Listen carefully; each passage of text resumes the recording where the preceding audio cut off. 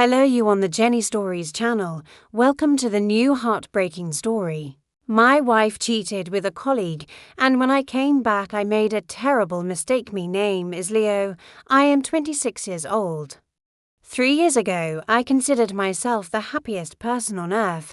I had a beloved wife, Anna, with whom we had been together for 6 years, and our little princess Kate, who had just turned 2.5 years old. It seemed that life finally fell into place, a stable job, a cozy apartment, a strong family. But the story I'm about to tell began back in 2019 and completely turned my life upside down. This is a story about how love can become a real curse, how trust is shattered, and dreams of a happy family turn into a waking nightmare. This story has it all: infidelity, financial problems, attempts at reconciliation, and a bitter divorce. Perhaps someone will recognize themselves in my story, and someone will draw the right conclusions so as not to repeat my mistakes.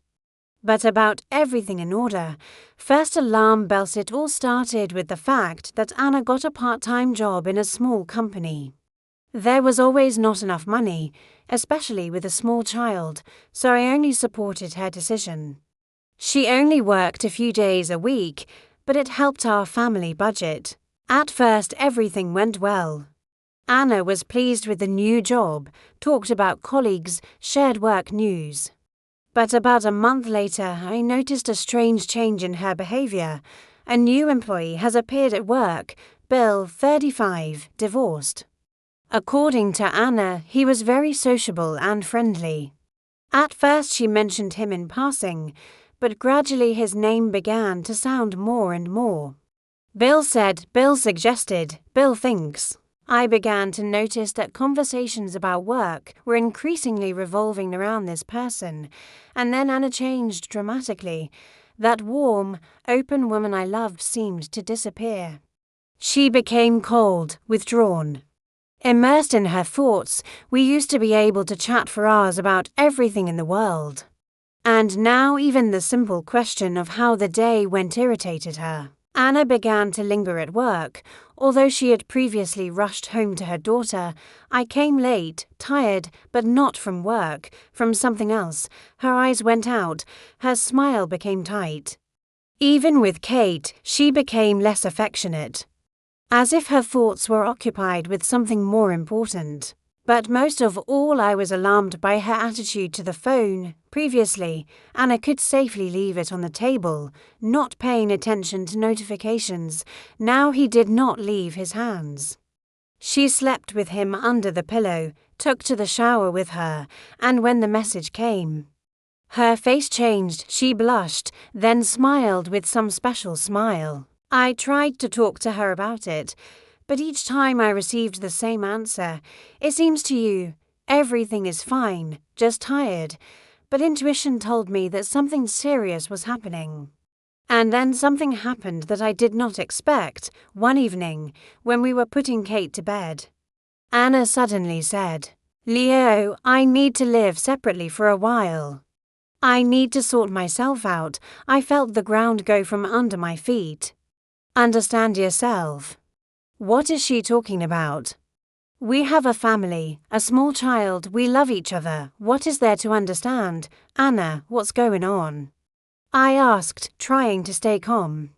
We can discuss everything, solve any problems together. But she was adamant, said she needed time and space, that she felt cornered, that she couldn't breathe in our relationship. 3 days later, she packed up and moved in with her parents. Bitter Truthy was left alone with my 2-year-old daughter, trying to understand what had happened. The days turned into a complete nightmare: work, kindergarten, household chores, and constant pain in the heart. I called Anna every day, begged to return, said that we would decide everything, but she remained cold and distant. The truth came out a week later, and I learned it from our mutual friend Helen. We met by chance in the store, and I noticed that she was looking at me with some pity. Leo, she said quietly, I'm sorry, but you have to know. Anna is having an affair with that guy from work, with Bill. I saw them together in a cafe last week. They held hands, kissed, the world collapsed around me. All the oddities of recent weeks suddenly developed into a single picture. Coldness, phone, delays at work, everything made sense.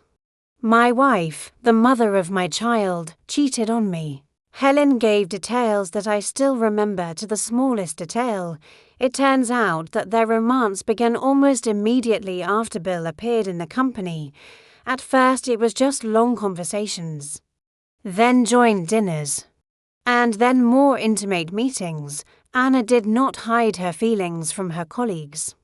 Talked about how wonderful Bill is, how he understands her. I found out that they met in a cafe, went to the cinema, and several times Anna even stayed overnight with him, telling her parents that she worked late. The intimacy between them was. And it finished me off completely. In a state of passion, I drove to Bill's for work.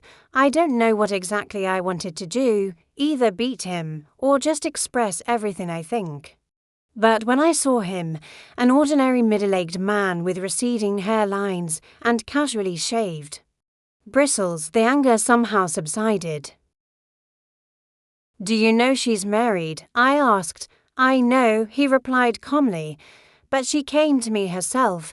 She said that you have not lived as a husband and wife for a long time. Lies, blatant, cynical lies." The week before Anna left, we made love, made vacation plans, discussed buying new furniture for the nursery. I didn't make a scene. He just said that if he did not end this relationship, he would regret it, and left. At home I was waiting for a call from Anna. Bill, it turns out, immediately called her. "How dare you come to his office?" she shouted into the phone. "We have nothing. We are just friends." But I already knew everything. One posted her all the information I received from Helen. Anna first tried to deny, then began to make excuses, and in the end she just hung up. The next day, I packed up all her belongings and took her to her parents. He said that if she wants to be with another, then let her be, but in my house she no longer belongs. Attempt number on a week passed. Hardest week of my life. I practically did not sleep, ate little, went to work on the machine and did Kate. My daughter constantly asked where my mother was. But I did not know what to answer her. And then Anna called. Her voice was different, soft. "Guilty. Leo, forgive me," she said through tears. "I've done something stupid. I don't know what came over me. I don't want to lose you and Kotya. Can we start over? Love is really blindness. For all the pain she caused me, I still loved her. I wanted to believe that it was just a crisis, a temporary clouding of reason. We were together for 6 years, we have a common child, common plans for the future. What about that guy?" I asked. "It's over," she replied. I knew it was a mistake. "I only love you." I believed it. I wanted to believe. Agreed to a new attempt. Anna returned home, and at first it seemed that everything was really getting better. She was affectionate, attentive, spent a lot of time with her daughter. We talked again in the evenings, made plans, made love. But it didn't last long. About a month later, I noticed that Anna was starting to move away again. Not as dramatically as the first time, but the changes were noticeable. She often began to go for a walk alone, leaving me with Katusha. "I need to be alone with myself," she explained. At first it was short walks, then they got longer. Anna could leave at 7 in the evening and return at midnight. "Where have you been?" I asked. "I was walking, I thought, sitting in the park," she replied. But she smelled of tobacco, although she did not smoke, and sometimes alcohol. To my questions about this, she was annoyed, saying that I was too suspicious and controlling. Intimacy between us has become rare. If earlier we could make love several times a week, now it happened on the strength of once a month, and then on my initiative. Anna was cold, detached, as if fulfilling a marital duty, and then the clubs and cafes started. Anna began to go out in the evenings with her friends, as she said. First once a week, then more often. She returned late, sometimes in the morning, in a state of light intoxication. Our quarrels became more frequent. I did not understand why a married woman with a small child should go to entertainment establishments so often. Anna accused me of not letting her live, that she had the right to rest and entertainment.